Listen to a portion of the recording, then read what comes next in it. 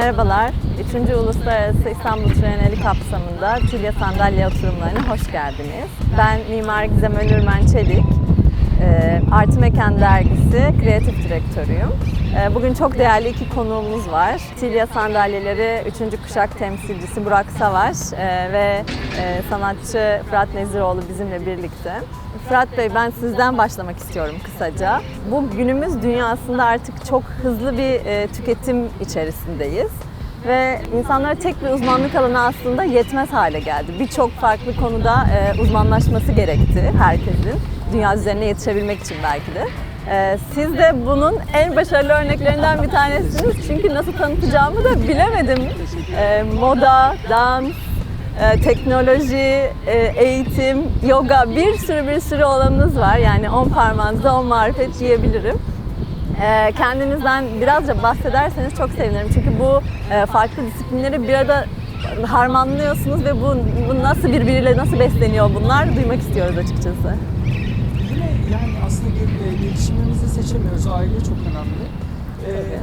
Eğer sanatçı ya da sporcu olmasaydım beni reddedecek bir aileyle büyüdüm. Dolayısıyla mecburen. Aslında bunu biraz gibi düşünüyoruz. Ne kadar güzel sanata yönlendirmişler ama bana sorsalar tarih öğretmeni olurdum, mis gibi olurdu her şey. Çok da rahat ederdim. Mesela çok uzun zaman dans ettim ama utandım ben hep. Sahnede çok utanırım aslında dans ederken. Ama bu bana beden bilgisi verdi. Bu iskelet kas sistemi, ergonomi vesaire bunlarla ilgili bilgilerim oldu. Üstüne de tasarım okuyunca ikisi birbirine çok örtüştü. Artık bir tasarım yaparken şimdi sanat eseri olunca iş başka. Yani ne yaparsak duyguyla karşılaşıyor bunu izleyenler ama tasarım ürününde öyle değil. Bu muhakkak ki işleve ihtiyacımız var. Süsüne takılıyoruz, bezemesine takılıyoruz ama onun dışında %70'i bu işin ergonomi. Dolayısıyla bu bütün bugüne kadar gelmiş her şey bir potada tam tasarım içinde eriyor. Süper. Biraz da Burak Bey'den bahsetmek istiyorum. Çok vizyoner bir firma sahibi kendisi. Sanata ve sanatçıya çok değer veriyor. Bir mobilya firması var ve farklı işbirlikteliklerine açık. Fırat Bey'le de daha önce yaptığı ve bundan sonra yapacağı bir işbirlikteliği de olacak. Biraz firmanızdan bahseder misiniz, vizyonunuzdan? Tabii bahsedelim. Belki Fırat Bey'in geçmişine göre sönük kalacaktır ama kısaca bir aktarayım ben. Hem şirketimizde hem biz ne yapıyoruz yeni jenerasyonla alakalı. Aslında 63 yılında kurulmuş bir şirket. Rahmetli dedemiz Saadettin Savaş tarafından kurulmuş. O zamanlar gömlek düğmesiyle başlayan plastik serüveni sonra mutfak eşyalarına peşinden de mobilyaya evrilmiş. Biz de işte artık son 15-20 senesine tekabül eden 3. jenerasyonuz aslına bakarsanız. Yani burada tabii hem şanslı bir jenerasyonuz çünkü ben yaşıtlarıma baktığım zaman o kuşak çatışmasından doğan maalesef şirket sonlandırmalar çok. Doğru. Böyle bir şansımız var. Evet. Dolayısıyla bu fırsatı bize verdikleri için hakikaten büyüklerine teşekkür etmek lazım. Tabii bu vesileyle de aynı sizin aileniz gibi yani yönlendirmek çok önemli. Her ne kadar ben de mesela kısa bir tiyatro geçmişim var ama yönlendirilmediğim için bırakmak zorunda kaldım. Ama yapmışlığım var, bir dönem oynamışlığım var. O yüzden onu da yine şirketinizde yansıtabiliyorsunuz. Çünkü bir daha evvel tatmışsınız bunu aslında. Fırat Bey'in söylediği gibi. Yani o beden bilgisi ama yaptığı şu anki işe farklı şekilde yansımış. Bizde de aslında benzer şeyler var. Okuduğumuz okullar, bulunduğumuz çevre, o ortam bizi aslında bu zamanlara kadar getirdi. Çok mutluyuz gerçekten böyle yeni jenerasyonda özellikle farklı işbirlikleri yapmasından dolayı. Yani bizi izleyin ve görün diyelim aslında bundan sonra güzel şeyler çıkacak gibi duruyor. Süper. Kısaca böyle bahsedebilirim. Biz aslında bugün biraz sürdürülebilirlikten bahsedelim istiyoruz. Yani ben bu sürdürülebilirliğin altını nasıl dolduruyoruz? Üretici tarafından da bunu sizden duymak istiyorum. Sanatçı olarak da sizin buna bakış açınızı duymak istiyorum. Bir röportajınızda demişsiniz ki yokluk aslında ne güzel varlık. Bence çok başarılı bir anlatım bu. Çok güzel bir terim. Yani tasarımın bu yoklukta, zor kriterlerde ne kadar geliştiğini ve aslında ne kadar tasarımı beslediğini açıklayan çok güzel bir laf. Çok hoşuma gitti. Onu çok biraz Anadolu'yu gezerek sanırım bunu şey yapıyorsunuz. Evet. Ve Anadolu'daki aslında sürdürülebilirliğin tam temeli bence. Çünkü oradaki şey sürdürebilmek adına, dokumayı sürdürebilmek adına çalışmalar yapıyorsunuz. Biraz bu sürdürülebilirlik üzerine konuşursak. Tabii. Yani hepimiz aslında hatırlarız, anneannelerimiz biliyordu. Hiçbir kumaş parçasını, kağıt parçasını ya da evde kullanılan herhangi bir şeyi atmak söz konusu değildi. Evet. Çünkü yine Çöp yokluk diye bir şey yoktu vardı, belki de, değil mi? Evet. Aynen. Zaten 40 yama bundan çıktı. Şimdi hepimizin dilinde patchwork var. Şimdi patchwork kelime anlamıyla evet parçaları birleştirmek ama Türkçedeki ismi 40 yama. Şimdi yama bozuk olan bir şeyi, yırtılmış bir şeyi düzeltmek, onu onarmak ya da güzelleştirmekle eş. Şimdi biz yama dediğimiz şeyle bir hatayı, kusuru örtüyorsak, kapatıyorsak ve bundan işler yapıyorsak bu zaten geçmişteki bizim asıl bilgimiz sürdürülebilirlik. Küçücük kağıt parçaları muhakkak not almak için kenara ayrılırdı. Kullanılmayan artık dikilip yamanıp yenilenmeyecek şeylerde bulaşık bezi olurdu atıyorum ya da mutfağa bez olurdu, el havlusu bir şey olurdu yani. Dolayısıyla biz bunu anneannelerden hatırlıyor olmamız lazım. Bugün söylediğimiz her şeyi eskiden hali hazırda yapıyorduk. Uzun zaman dokuma olunca işimle ilgili bu topraklarda neler oluyor diye bakıyorum. 25 yıl oldu. Geziyorum. Neredeyse de bütün Anadolu'yu gezmiş vaziyetteyim. Orada da insanlarla, özellikle anneannelerle, dedelerle, onların masallarıyla ve hikayeleriyle, yani hem anılarıyla hem de yörenin masallarıyla ilgili böyle konuşuyoruz gittiğim zaman. Bu kendiliğinden oluyor. Yani ben de gidip hadi bakalım bana bir masal anlatın demiyorum ama iş durmadan hep bir hikayeye dönüyor. Şimdi bizim için de tasarımın bugün dünyada da var olmamızın en önemli kıstası bir hikayesinin olması. İşte o da yöresellik. Ama bunu aramasanız bulamazsınız. Öyle bir durum da var. Yani onu Fırat istiyor, gidiyor bir şekilde onun karşısına çıkıyor. Yoksa durup dururken kimsenin yani şile bezi hikayesi herhalde evinizde çıkmadı. Muhtemelen orada hakikaten oradan çağrılıyorsunuz bir şekilde, bir ulvi bir şekilde gidiyorsunuz ve tekrar oraya kalkın diyorsunuz. Bence o proje de çok anlatılması gereken bir şey. Ben bir araya girip bu soruyu ben sormuş şile beziyle alakalı aslında ben çünkü çok merak ediyorum o noktayı. Ne noktada şu an, nasıl devam ediyor? Çok güzel gidiyor. Yani şöyle, Anadolu insanının istisnasız tamamı bir mahcubiyet içinde. Yani çok güzel şey yapıyor ama kültür gereği söylemiyor. Yani bu altına imza atmamak gibi bir şey. İmza atmaya çekinir Anadolu insanı, bunu ben yaptım demeye eskiden. Sunmak mı istemiyor ya da orada sunma biraz ihtiyacı hissediyor zaten. Çünkü belki. biraz kendi ihtiyacı için kullanıyor. Evet. Ve biri söylediği zaman yok evladım diyor. Yani bunu burada herkes zaten yapıyor yapıyor falan. Oysa yani müthiş bir bilgi. Şile bezine gelince de şile bezi dünyanın en ince kumaşlarından bir tanesi, pamuklu kumaşından. Bu o kadar ince ki tezgahta dokunurken kopuyor bu iplikler. İplikler güçlenmesi için işte anneanneler doğayı biliyorlar. Güneşi, deniz suyunun tuz oranını, kumun inceliğini biliyorlar. Ve ipler kalınlaşsın diye ritüelleri vardır ve biz bu ritüelleri artık yeniden yaptırıyoruz. Yani bu ritüel olmadan şile bezini çıkartmamak niyetim, inşallah böyle devam edecek. Deniz suyunu alıyorlar, kaynatıyorlar ve içine bir kap un döküyorlar. Çorba yapıyorlar deniz suyuyla. O unun içine iplikleri atıp o unla birlikte iplikleri güçlendiriyorlar. Unla dokuyorlar ve sonra deniz suyunda yıkıyorlar. Şimdi çeşme suyu kullanılmıyor, temiz su kirlenmiyor, deniz suyu kirlenmiyor. Bakar mısınız yani şimdi tekrar bunun oluşumunda da müthiş bir bilgi var yine. Temiz suyun hiç harcanmadığı, üretilirken müthiş bir kumaş haline geliyor. Bugün 200 tezgahımız var. 200 tane de dokuma öğrencisi yetiştirdik 18 ayda. Geçen hafta da onların diplomalarını verdim. Artık usta dokuyucularımız var ama çok mutlu olduğum şey şu. Milli Eğitim Bakanlığı'yla da anlaştık. Okuma yazma bilmeyenlere her haftada bir gün onlara okuma dersi için vakit ayırdık. Okuma bilen ama mezun olmayanları da mezun edip onları çıraklık, usta öğreticilik için diplomalandırıp artık onları bir yer açabilecek hale getireceğiz. Harika olmuş. Yani eğitmenin eğiticisi evet, gibi olmuş. sanırım bu en önemli şeylerden bir tanesi. Çünkü gelecek nesillere bunu bir şekilde aktarabilmek aslında bunu sürdürebilmek. Yani sizin devam ettirmenizin yanı sıra bir de birilerine aynı bilgiyi aktarıp, öğretip onlar tarafından da yapılabiliyor olmasını sağlamak lazım. Ki zor günümüzde yani insanların, gençlerin ilgisini bu yöne çekebilmek, bu yönde birilerini bulabilmek. Gerçekten. Yani ben o ilgiye hayran kaldım. Tekrar söyleyeyim. Ben de burada belki şunu ilave edebilirim. Hani biz şirket olarak sürdürülebilirlikle alakalı neler yapıyoruz diye. Evet, sizin de malzemeler üzerinden biraz değinmek Aynen istiyorum. öyle. Yani kullandığımız ham madde itibariyle aslında doğada hakikaten tekrar kullanılabilir bir malzeme. %100 olabilecek şekilde. Şu an oturduğumuz sandalye dahil olmak üzere polipropilen dediğimiz bir malzeme. Bunu en defa kırıp tekrar kullanıp farklı formlara büründürebiliyorsunuz. Burada küçücük bir detay. Tabii. Tekstili geri dönüştürdüğümüzde sadece bir defa yapabiliyoruz. Dolayısıyla biz şimdi plastiğe uzak dururken aslında duracağımız plastiğin hangisi olduğunu da çok iyi ayırt etmek Aynen lazım. öyle. Evet. Bunu Farklı sonsuz bir algı defa var. çeviriyor olmak müthiş bir bilgi. Evet. Ama tekstil lifini bir kere de geri dönüştürüyoruz. Aynen öyle.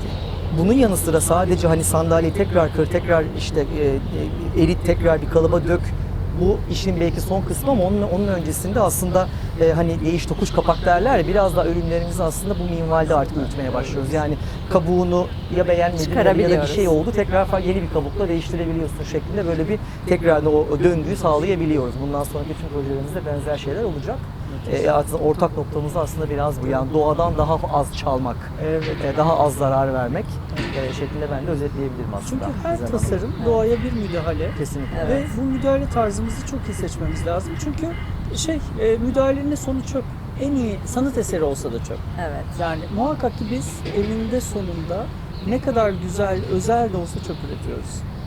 Kesinlikle. Ve bu Evet, müdahale tarzına çok dikkat Durdurmamız etmemiz lazım bir şekilde. Siz bütün tasarımlarınızda bir tek sanat eseri de üretiyorsunuz. Bunların hepsinde bir ve ancak moda tasarım şovlarınız da oluyor. Fashion Week'lere katılıyorsunuz dünya çapında. Bunlarda Anadolu öğretilerini çok kullanıyorsunuz. Bayılıyorum. Değil mi? Evet. Ya onlar da hep bu anlatılan hikayelerden çıkıyor sanırım ama onları elemek, o hikaye... Düğme detayını bir anlatmak Evet, lazım onu bence orada. çok iyi olur Tam o gerçekten, sorunun cevabı bahsedersiniz. bence. Evet. Şimdi düğmeyle başlamıştınız. Ben Size de de normalde düğme kullanıyordum aynen. Şimdi bir gün Çankırı'da geziyorum. Çankırı'da bir dedeyi gördüm. Dedenin ceketi var. Ceketinde düğme yok, uçkur var. Allah Allah dedim, hemen peşine koştum. Dedim ki bu buranın geleneksel bir özelliği olmalı. Yok be oğlum dedi. Yani bu yokluk var dedi. Bizim hanım dedi bulamamış düğme. Uçkur takmış buraya. Ben koleksiyonda, hatta o kadar az vaktimiz vardı. Bütün koleksiyondaki Değiştirdiniz. ceketlerin, düğmelerini çıkarıp hepsine uçkur taktım. İşte o yokluk bilgisi buradan müthiş geliyor. Ve bu gerçekten benim hiç denk gelmediğim bir ceket bağlama stiliydi Öyle oldu. aslında. Ben de hiç daha şimdiye kadar Evet. denk gelmediğim bir model oldu gerçekten. Yani kimin aklına gelir? Anca böyle gezenin ya da işte onu arayanın aklına gelir gerçekten. Hakikaten öyle. Benzer şeyler bizde de çünkü oluyor. Bu ürünlerin formlarını verirken çok farklı bir yerden bir hikaye çıkabiliyor ve oradan siz besleniyorsunuz. Değil mi? Yani işte bunun böyle delikli olması ya da işte sürdürülebilir için değiş tokuş olması tamamen o tasarıma yön veriyor. Tabii. O koleksiyonu ben gerçekten çok beğenmiştim. Çok teşekkür ederim. İşte siz de mesela yurt dışında tanınıyor, seçiliyor olmanızın temel nedeni kendi dilimizle konuşuyor olmamız. Evet. Başkasının diliyle konuşunca onu taklit ediyoruz ve tam cümleyi kuramıyoruz yani. Şuradan da gelmesi Değil mi? lazım İşte biraz tam- galiba. aynen. Başka türlü çünkü Aynen. çıkmıyor ortaya. Aynen öyle. Asla. Yani o bir ekip işi hem de aynı Evet. zamanda. Çünkü Evet. tabii siz de elbette kendiniz fikir üretiyorsunuz ama muhakkak orada bir ekip de var bunun Ekip, arkasında. ekip. Ve Müthiş bir ama onu ekip. görmek, sevmek bambaşka bir şey Tabii. gerçekten. Tabii. Muhteşem. Yani o sürdürülebilirlik konusu her iki taraf için de bence aslında sadece hani belki burada ekran karşısında olduğum için söylüyoruz ama herkesin bence dikkat etmesi gereken, Tabii. çok muazzam alt üstünmesi gereken bir husus diye düşünüyorum ben. Tabii.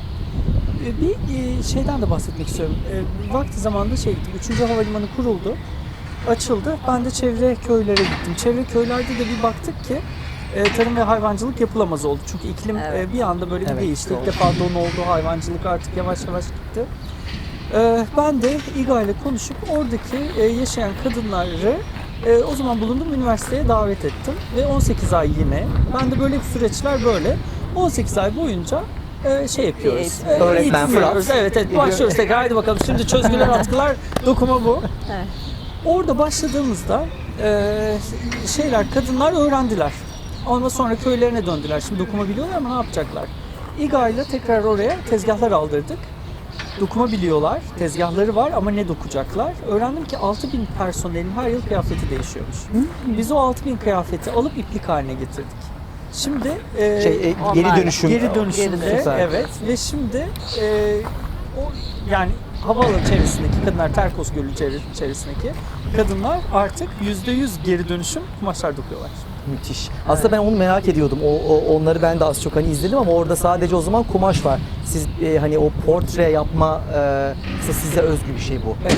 Dünya literatürüne giren bir şey belki. Evet. Öyle söylemek Evet. lazım aslında. Hani o sanatı o zaman tabii o bambaşka bir göz. Onu yapmak için artık herhalde bir tık daha ilerlemek mi lazım o? Tabii.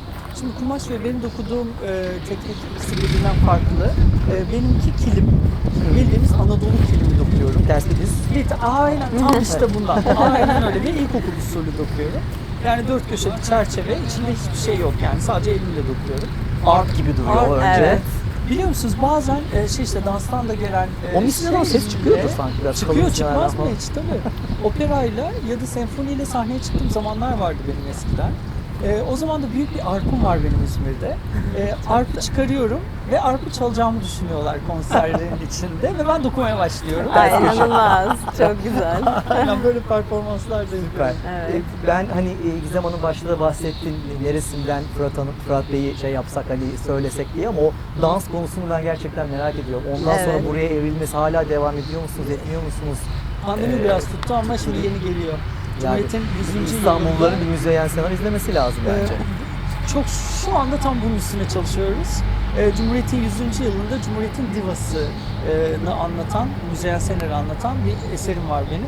Bu arada Evet. izlemek şansı bulmuş galiba değil mi? İzlemiş Tabii şimdi evet. Müthiş ya, Bir gerçekten gün tebrik ederim. oturuyorum ve İzmir'de bir dans topluluğum var. Klasik bale ve modern dans.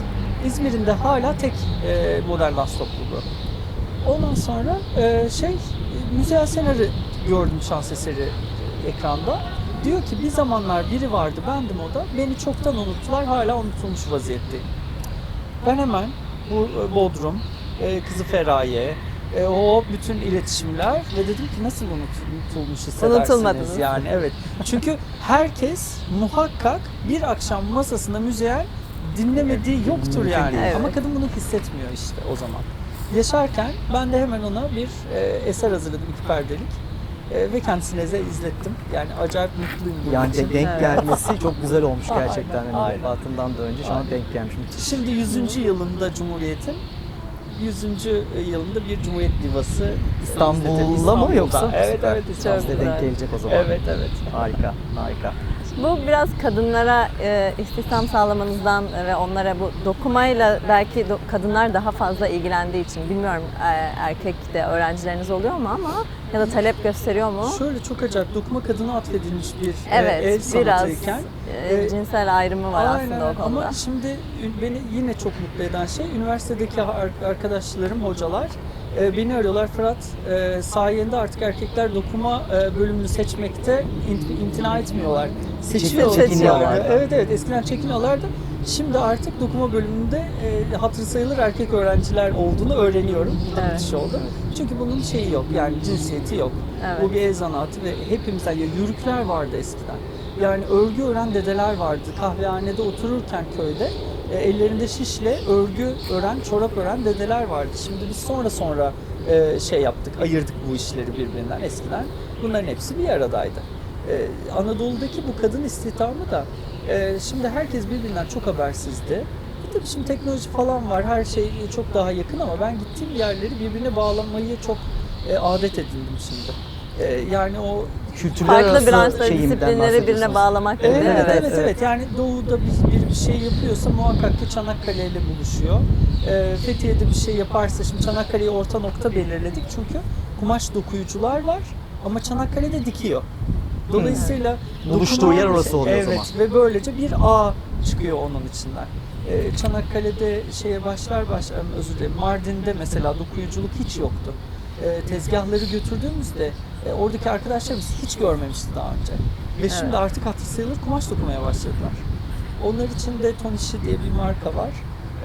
Onunla irtibat kurduruyorum. Yani muhakkak birileriyle irtibat kurduruyorum. Bir yerden ki bağlantı çıkıyor. kendisi Tabii o bir bir cycle varlığı olması olsun. lazım. Evet, Tabii evet, tek başına tam üretkenlik tabii ki önemli ama onun bir şekilde de sunulması hani o aslında Anadolu'lu insanın şimdiye kadar yapmadığı, unutula geldiği ne yazık ki günümüzde böyle yapmadığınız bir şey eğer gösteremiyorsanız, ulaştıramıyorsanız çok fazla hedefine ulaşmıyor belki. Çünkü eskiden imece vardı. Aynen öyle. Şimdi o imece geliyor. Yeni versiyonu Evet, yeni diyorsunuz. versiyonu. Günümüz Aynen. versiyonu. İller arasında imece var. Süper. Bir de bu teknoloji kısmı var. Az önce bir lafı geçti. Onunla ilgili de siz çalışma yapıyorsunuz. Evet.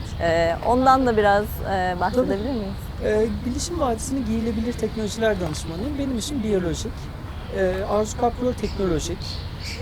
Ben biyoloji kısmında doğal elyafların, hayvansal ya da bitkisel, kendi hallerinde biz onlara hiçbir şey yapmadan bize ve dünyaya ne faydası var onun üstüne araştırma yapıyorum. Dolayısıyla işte yünün, pamuğun, ketenin, ipeğin bunların ne bilgisi var, kendi bilgileri var bunları araştırıyoruz. Yünün müthiş bir bilgisi var özellikle Ankara tiftik keçisinin. Dünya üzerinde kılı olup da keçeleşmeyen bir lif varsa o da Ankara tiftik keçisinin yünü. Pulcuğu yok kendi doğal yapısında dolayısıyla keçeleşmiyor. Kendisinin bundan haberi yok. Yok hiç. Aynen. Ve zamanında İngilizler bunu fark ediyorlar. Çünkü hava ve su geçirmezlik özelliğini de bizimkiler yapıyorlar eskiden. Yani Osmanlı zamanında ve ondan öncesinde hava ve su geçirmezlik özelliği yapılıyordu. Mühürleme diyorlar buna. Ama bunun ne için kullanıldığını bilmiyorlar. Bugün NASA'nın uzay kıyafetlerinin ham maddesi Ankara tiftik keçisi. Ama Anadolu'da yetişen değil. Çünkü zamanında siyaha boyanıp yurt dışına kaçırılıyor endemik tür olduğu için. Kaçırıldıktan sonra da Ankara'da büyükbaş yatırımı teşviği veriyorlar. Dolayısıyla herkes Orada keçileri bitiyor, yiyor. gidiyor zaten. Evet, ve güzel. büyükbaşa geçiyorlar. Şimdi biz pandemiden de önce 2 sene, 4 sene önce çoban yetiştirmeye başladık. Ondan sonra da işte türü ıslah etmek için onun üstüne de türle Giden ilgili- keçileri geri çağırıyoruz falan. aynen Siyah gelin keçiler. yuvanıza geri dönün diye. Bu inanılmaz bir kitleye hitap ediyorsunuz ama her alanda, her şehirde çok Teşekkür büyük bir ederim. ekiple çalışıyorsunuz. Çok dostlar çok güzel yani. Çok güzel. Yaş ama güzel. yine aynı şeyden çıkıyoruz aslında. Siz istemeseniz bu oluşacak Evet. bir şey değil aslında Fırat Bey. Hakikaten öyle. Ben orada şeyi soracağım. Orada o yani tene dokunduğu zaman verdiği his ya da fayda üzerine mi aslında daha çok oradaki Tabii, o kumaşın, tabii. ipeğin ya da ne bileyim Tabii. keçenin artık her neyse Tabii. onun adı. Giresun'da Karayaka koyunu yünü var mesela. Onunla da keçe botlar yaptık. Keçe botlar şehrin insana yansıttığı wireless'ın özellikle negatif enerjisini sıfırlıyor mesela. Ama bunu biz Topraklama yapmıyoruz. Kendi yapıyor. Zaten yünün bilgisi bu. Özelliğini. Tabii yani bizim onun üstüne bir şey eklememize gerek kalmıyor. Bunu sadece o özelliğe göre nerede kullanacağımızı tasarlıyorum ben. Ve şimdi de Türkiye 7 yıldır Antarktika'ya, kutuplara gönderiyor, gözlemci. Gözlemci gönderirken biz orada toprak sahibi olmak istiyoruz ama bunun için dünya çapında bir yenilik yapmamız lazım. Ya gemi ya da giysi. Ve biz şimdi Ankara tiftik keçisinin birinci kalite gerçek ıslah edilmiş haliyle ve Osmanlı davalarından çıkardığımız mühürleme yöntemini tekrar hatırlayarak yeni giysiler yapıyoruz ve ülke olarak Antarktika'da bir toprak sahibi olmak üzere çalışıyoruz. Süper, Müthiş. süper. Gerçekten Çok tebrik güzel. ediyorum. Tebrik ediyorum. Tilya Furniture da aslında dünyayı fethetme Evet, yönünde evet. ilerliyor. Onun da çeşitli bütün dünyaya ihracat yapıyor zaten. Ve yeni bir müzeye dahil olmuşluğu var Stockholm'de. Aynen öyle. Bir mobilya müzesi. Onunla da ilgili siz bahsederseniz Söyleyelim. nasıl bir Tabii. büyüklükten, dünyadaki gönderdiğiniz ihracattan da belki bahsedebilirsiniz. Hangi ülkeler, nasıl bir hacimden bahsediyoruz? Süper. Aslında hemen hemen her kıtada varız diyebiliriz. Hani bunu hani burada mütevazı davranmak istemiyorum. Yani 75'ten fazla ülkeye ihracatımız var şu an. O yüzden bizde de aslında kültürü çok dağılmış vaziyette. Çünkü bir sandalye yapıyorsunuz farklı kültürde evet bize çok ufak denebiliyor. Ama bir yerde yapıyorsunuz bunun ergonomi tam bizim kültüre ait diyorsunuz. O yüzden böyle değişkenlik gösteriyor gerçekten. Stockholm'de bunu taşlandıranlardan bir tanesi aslında ilk defa bir Türk ürünü. Dünyada tek olan sanıyorum değil mi? Tek olan bir mobilya müzesinde oturduğumuz şu an sandalye orada şu an sergileniyor. Fiziksel olarak gidip görmek inşallah nasip olur diyelim kısa zamanda. Biz de sizin gibi yani biraz tekrar olacak belki ama hakikaten piyasadan aldığımız ya da müşterilerimizden aldığımız geri bildiri bizim için çok kıymetli. Hatta biz de ürünlerimizi öncesinde kalıplamadan önce muhakkak bir feedback almak isteriz. Tabii pandemiyle beraber bu online'a döndü belki ama normalde bu böyle ürünü bir elleyerek ya şurası şöyle olsun, burası böyle olsun denen ve bizi yönlendiren çok fazla şey var, geri bildirim var. Çünkü öyle bir şey yapmanız lazım ki size tekrar geri dönüşü olmasın. Bir insanlığa bir faydası olsun şeklinde yaklaşıyoruz. Böyle kısaca böyle özetleyebilirim ben de. Bu çok gurur verici bir şey ama yani çünkü bizde daha tasarım müzesi yok. Yani bizim kendi ülkemizde Bir de yok. mobilya Evet, tasarım mobilya müzesi. tasarım Hatta üzerine. tek biliyorum ben de dünyada. O yüzden çok özel bir şey, o proje Müthiş oldu bir bizim şey bu. için de. İşte yayabildiğimiz kadar yaymaya çalışıyoruz aslında. Evet, evet. Aslında bu başta bahsettiğim gibi sanata ve sanatçıya verdiğiniz önemden geliyor bir yerde.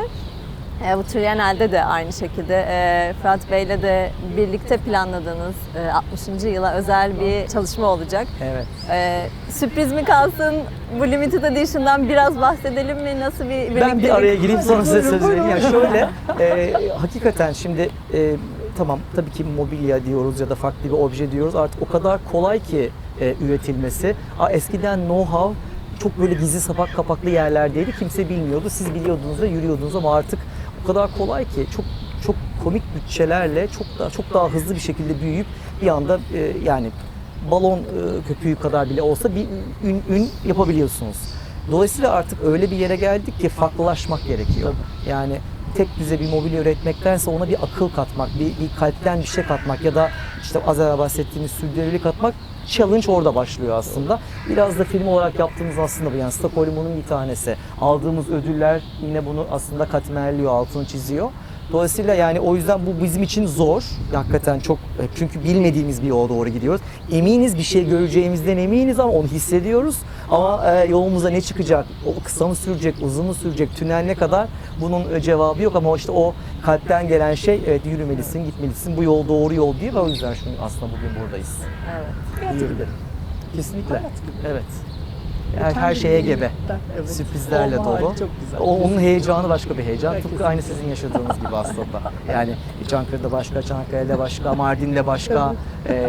Farklı kapılar açıyor. Siz de farklı insanlar tanıyorsunuz ve ondan sonra sanatınıza yansıtıyorsunuz. Çıkan sonuç ortada zaten. Yani halkın takdiri ortada bence. Çok teşekkür ederim. Rica ederim, ne demek. Ben bir de şeyi sormak istiyorum. Ahmet'i sormak istiyorum. Ahmet ya. Şu Ahmet meselesine bir gelsek mi O acaba? kadar acayip. Şimdi şöyle Ahmet, ben hep arkadaşlarıma dokuyorum.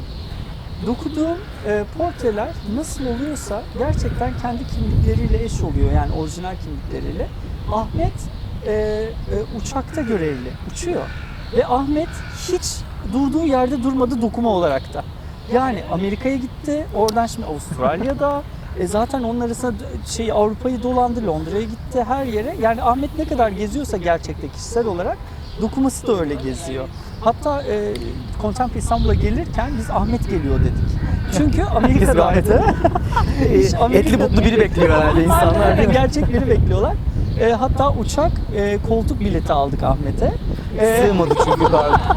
Aynen. Koltuk biletiyle koltukta geldi. Ondan sonra da onu alıp Contemporary İstanbul'a getirdik.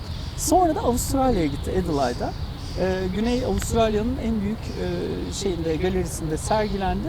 Şimdi de oranın yine hatırı sayılır bir müzesinde daimi sergide. Orada Süper. kaldı. Aynen. Süper. Ben buraya Artık kaçamıyor. Contemporary maalesef vaktimden dolayı gelemedim. Ben burada da sergilendi diye biliyordum. O zaman Ahmet buraya gelemedi. Bunda değil. Bunda değil. İki İki önceki, pandemiden öncekinde Pandemiden vardı. öncekinde vardı. Okey. Ondan sonra gezmeye devam tutamıyoruz işte. Bu da sizden bağımsız. Pasaportu elimde geziyorum. Süper. Ben yavaşça çok da uzatmak istemiyorum. Nasıl isterseniz. Eğer izleyicilerimizden de bir soru varsa ya da sizin eklemek istedikleriniz bir şey varsa bu konu hakkında onları da alıp belki bir son toparlayıp son sözlerinizi alıp bitirelim istiyorum. Tamam, nasıl isterseniz. Var mı sorusu olan? Bayağı açık konuştuk galiba. Her şey Yani netti. size iyi çalışmış. Yani ben hem kendi adıma hem şirketimiz adına gerçekten hem bu organizasyonu yapan Gizem Hanım ve ekibine, aynı zamanda Fırat Bey'e de gerçekten çok teşekkür ediyorum. Çok kıymetliydi. Yani daha önce de söyledim size, hani böyle bir sanki çok uzun zamandan beri tanışıyormuşuz ve tekrar bir araya gelmişiz hissi oluştu bende ve şirket olarak da oldu bu. Umarız bu 60. yılda sürpriz dediğimiz etkinlikte de umarım herkes bu enerjiyi görür diyelim. İnşallah. Tekrar teşekkür etmiş olalım size. Teşekkür ederim. Gerçekten sizleri tanımak ayrıca güzel. Bir de şu ülkeden çıkan güzel fikirlerin sahipleriyle, bu fikrin babalarıyla tanışmak gerçekten benim için de çok güzel. Çok zenginleşiyorum gördükçe. Çok teşekkür ederim. Teveccühünüz. Biz de teşekkür ederiz. Teşekkürler o zaman. İzlediğiniz için teşekkür ederiz, katılımınız için. Umarım sizin de hoşunuza gitmiştir. Biz çok keyif aldık sohbetten. Burada noktalandıralım istiyorum. Teşekkürler. Sağ olun. Sağ olun.